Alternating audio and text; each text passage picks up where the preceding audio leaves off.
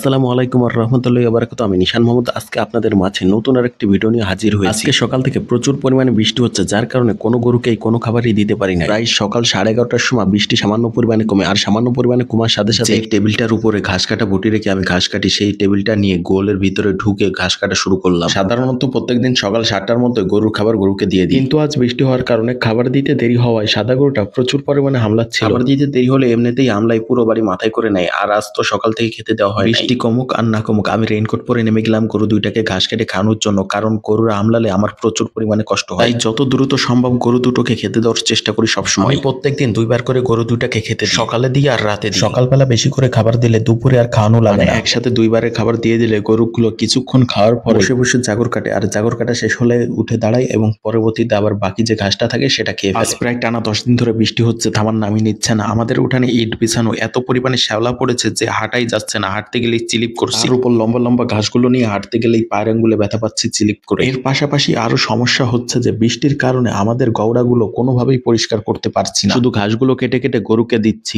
গরু খাওয়ার পরে যে অবশিষ্ট অংশটুকু বাকি রাখছে সেগুলো আর ফেলা হচ্ছে না, সেগুলো সেই গওড়ার ভিতরেই থেকে যাচ্ছে, যার কারণে আস্তে আস্তে গওড়াটা প্রায় ভরে গেছে, কিন্তু বৃষ্টির কারণে কোনোভাবেই সেটা পরিষ্কার করতে পারছি না। গরু পালতে হলে বৃষ্টির ভিতরে বেজে হলেও কাজ করতেই হবে, আপনি খান বা না খান গরুকে খাওয়াতেই হবে। এই প্রচন্ড বৃষ্টিতে মাঠ থেকে ঘাস আনার সময় প্রত্যেক দিনই দেখা যায় যে ভিজি, যার কারণে রাতের বেলা জ্বর চলে আসে। আপনারা এখন যে গরুটা দেখছেন, এই গরুটার প্রতি যে এতটা পরিমাণে মায়া জন্মে গেছে যে একে মনে হয় বড় হলেও বিক্রি করতে পারবো, কারণ এই গরুটার প্রতি মায়াটা একটু অন্যরকম। আপনারা এখন যে গরুটা দেখছেন, এই গরুটা হলো এবারের কুরবানি দেওয়ার জন্য কিনেছিলাম। গরুটার দাম পড়েছিল 2,10,000 টাকা। আবার ভেবে নিন না যে একারা দিয়েছি, আমরা 7 ভাগে দিয়েছিলাম। গরুটা ভিডিওতে ছোট দেখা যাচ্ছে, কিন্তু আসলে অনেক বড় ছিল। আলহামদুলিল্লাহ এবার আমরা সঠিকভাবে কুরবানিটা দিতে পেরেছিলাম। এখন যে ভিডিওতে লোকটাকে দেখছেন, এই লোকটা হলো আমার বাবা। এই গরুটাকে দেখে এতটাই পছন্দ হয়েছিল, বলেছিল যে একটা শাহিওয়ালের ঠিক এরকমের বাছুর কিনবে। তো এখন পর্যন্ত শাহিওয়াল বাছুর কখনোই কেনা হয় নাই, তো আমারও অনেক ইচ্ছা করছে যে একটা শাহিওয়াল বাছুর পালবো। ইনশাল্লাহ খুব দ্রুতই আমরা একটা শাহিওয়াল বাছুর কিনবো। আমার কাছে 3 প্রকারের গরু সবচেয়ে বেশি পছন্দের, একটা হলো ব্রাহ্মা, শাহিওয়াল ও ফ্রিজিয়ান। আর সকাল থেকে এতটা পরিমাণে আমলা ছিল যে আমি বাইরে না কেটে একেবারে ঘরের ভিতরে নিয়ে তার মুখের সামনে কেটে কেটে দিচ্ছিলাম আর ও খাচ্ছিল। আসলে ক্ষুধা লাগলে ফ্রিজিয়ান গরুটা একেবারেই সহ্য করতে পারে না, খুবই পরিমাণে চিৎকার করে। আগে পরে যারা গরু পালছেন সে সকল ভাইয়ের কাছে আমার একটা প্রশ্ন আছে, আমি প্রশ্নটা তাদেরকেই করছি যারা নিজে গরু পালছেন, যারা নিজে গরুকে খাওয়াইছেন এবং পরিচর্যা করেছেন। গরুটা পালার পরে তার প্রতি এতটাই ভালোবাসা জন্মে যায় যে আর গরুটা বিক্রি করার সময় আর বিক্রি করতে মন চায় না। এমনটা কার কার সাথে ঘটেছে? যদি কারোর সাথে ঘটে থাকে তাহলে একটু প্লিজ দয়া করে কমেন্টে জানায়েন। আমার যে 2টা গরু দেখছেন, এর একটা গরু আমাকে কখনো গুতায় না,